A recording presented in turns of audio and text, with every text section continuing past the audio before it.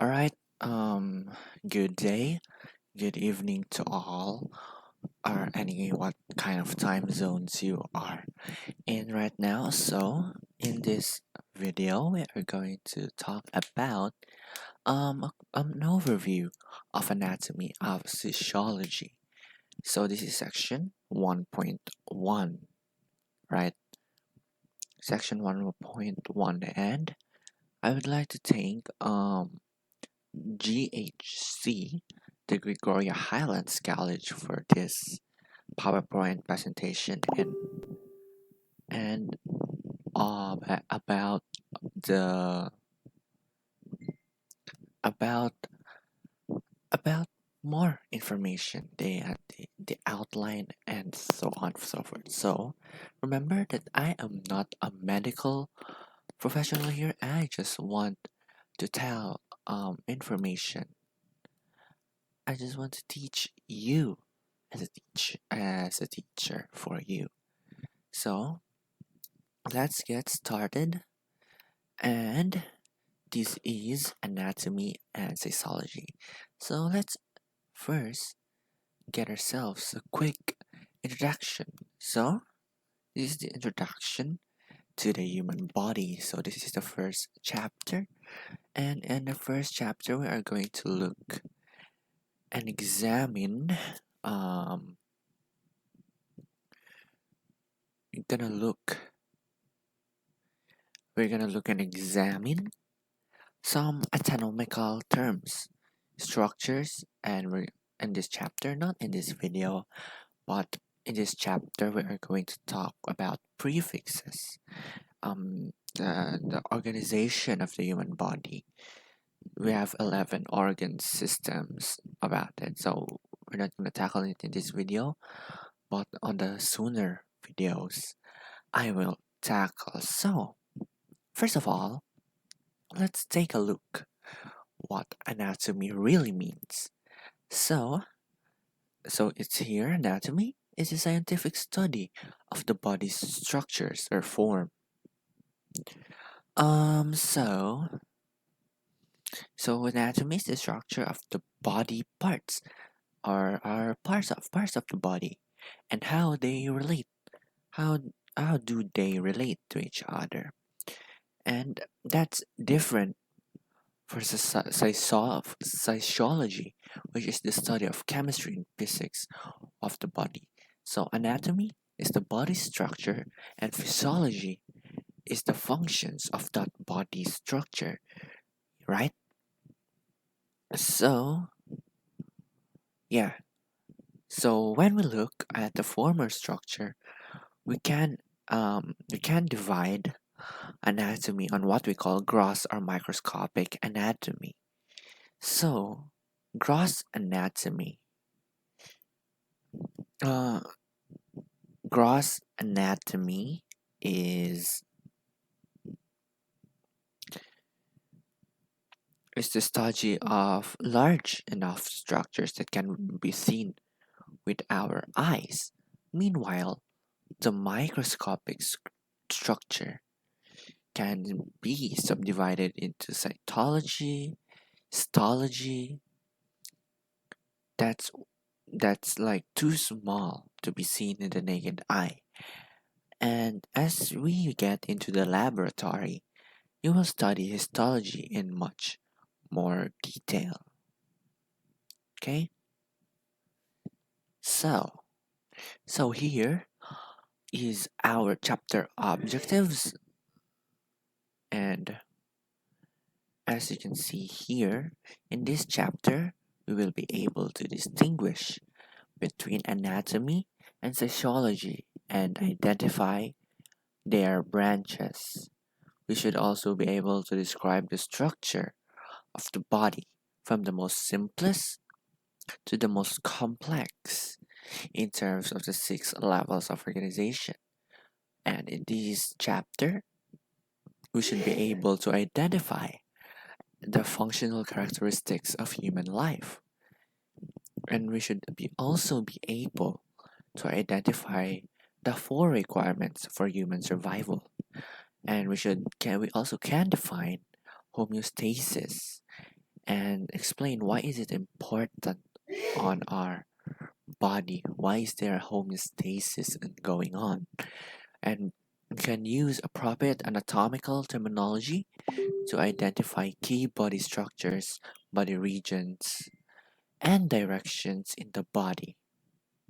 And we should be able to compare and contrast at least four medical imaging techniques in terms of their function and use in medicine. Okay, so quick overview of anatomy and physiology. So I already tackled it before, but let's get right into this. So first, anatomy is the study of the internal and the external structures of the body and the physical parts.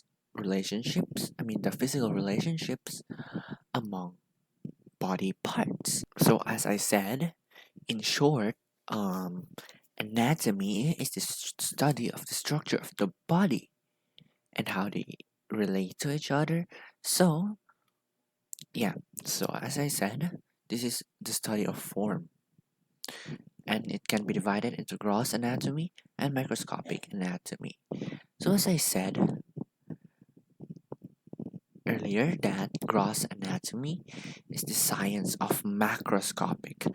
When we mean macro, that means big, kind of big, that we can see on our eyes. When we say gross, that's what we can see in our eyes.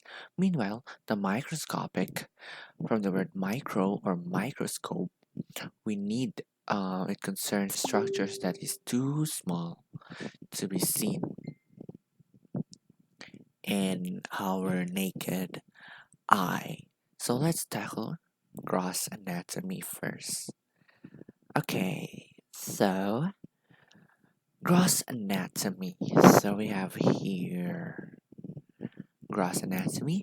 This is the examination of relatively large structures and features. As I said, it can be seen on our naked eye, right? So, an example of gross anatomy is where we could look at large structures, like, for example, the brain. We can see the brain if we like open it up, right? And, like, for example, the heart. The heart is very big. I mean, not very big, but kind of big to be seen. And, like, for example, the stomach and etc. Right? So, yeah. So, gross anatomy can also be divided into surface, regional, and systemic anatomy. So, surface anatomy is the study of internal structures as they relate to the overlying skin surface. So, yeah, while regional anatomy considers the regions of the body, like for example the head and the extremities, and all in all systems in a particular region. Like so, and there's like we're gonna be studying the different regions of the body, like for example, the abdominal pelvic region that looks at the abdominal organs or the pelvic organs, or an example of the thoracic region, which encompasses the lungs. So that's a heads up. That's a heads up for you about it. We're gonna tackle it sooner or later in these videos. Okay.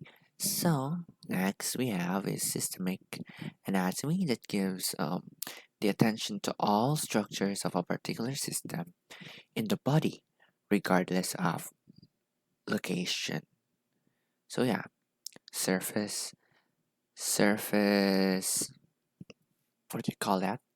Again, surface anatomy, study of internal structures. It's kind of ironic. It's called surface anatomy, but it's the inside.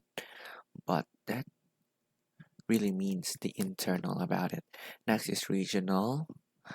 Um, it considers the regions of your body. Example, on the head on the head or other parts or the region, like one region of your body. Next is systematic. It is system, as we call it, the system, regardless of location, is a system. System, for example, is the digestive system, um, the reproductive system. It's regardless of location, but it's a particular system. Again, microscopic anatomy. Let's go. Microscopic anatomy, the examination of structures that cannot be seen without um, magnification. Okay, so micro means small, so we're concerned here with the structures that are too small, we cannot even see in our eyes. Okay, so there are also, heads up, different types of microscopes to study in structures. So in a laboratory, sometimes it's more common to use the compound light microscope because there's dissecting microscopes that you may use on other courses that you're going to take. And we also have the electron microscope, which allows us to see much more detail. Now, within the microscopic area, it can be divided into cytology, which is the study of cells. Cyto means cells, and histology, or the study of tissues. Histo, it's not history, but is that histo means tissues. Okay, so we're going to look at the study of tissues and their functions. So here I have here example here. So it's here subdivisions of the anatomy compared. So as you can see, on the first, that's gross anatomy. As you can see, this is the brain. So you know, we can imagine what the brain looks like because we've seen it most likely in pictures or in textbooks. Or for example, we can imagine, if I told you, like, imagine a heart, not the shape but the organ. So it's like that. But here in microscopic activity, we have your neuron cells. These are neuron cells. These are actually a micrograph from the nerve cells of the brain. So it can deal with these as its own parts, this as its own parts, but the only difference is the size. This is very small and needed a microscope to be seen. Okay, this needs a microscope to be seen. And if I tell you, imagine a neuron cell, you can't really imagine what it is, right? Because sometimes the pictures aren't real, like they're just like digitalized or drawing, so that we can imagine it more further. Okay, so next, psychology. So this is the study of chemistry and physics of the structures of the body and the ways in which they work together to support the functions of life. um so So, psychology is different from anatomy. This is much more complex and difficult to study than anatomy. So, in short, physiology is the study of the functions of the parts that makes up the living things. Um, yeah. But there are several topics about physiology, but most of which consider the function of specific organ systems. So, physiology and anatomy are closely interrelated, both theoretically and practically for details, atomical details, significant only because they affect a function, okay? So, although our knowledge is incomplete, it's quite clear that living systems are subject to the same laws of physics and chemistry, right? Okay, so it focuses on events. Psychology focuses on events that are going on either within the cell or at a molecular level, right? Molecular level. So there is, like, for example, cell psychology, for example, immunology, renal psychology, cardiovascular psychology. There's a lot, and those are just like a few examples of different organ systems. So, like, for example, um, renal physiology would look at kidneys, for example, cardiovascular for the word cardio itself, the operation of the heart the and the blood vessels. Okay, so physiology may be divided into individual organs or organ system. So that's it for section 1.1. So this is just a quick overview. We tackled very lot. So a quick review. We talk about anatomy.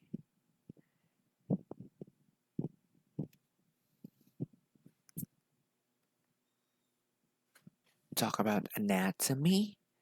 And divided into two parts. Gross anatomy can be seen with the naked eye. Microscopic anatomy cannot be seen with the naked eye. Talk about the types of gross anatomy, surface, regional, and systemic. Talk about microscopic, cytology, and histology. And we also talk about, lastly, physiology, which talks about the functions of how anatomy works. So that's it, actually. Let's not really make ourselves really hard here.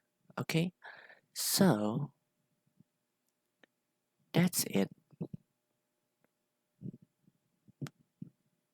for this lesson.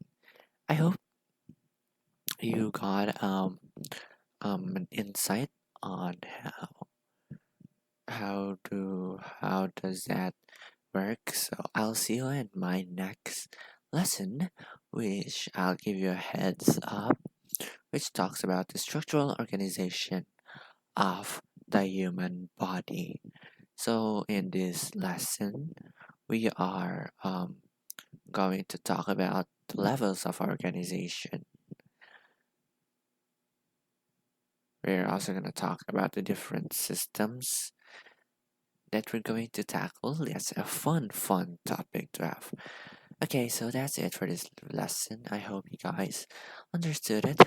So if you like it, drop a like, subscribe so you can be updated on my next kind of form of videos. So thank you for watching.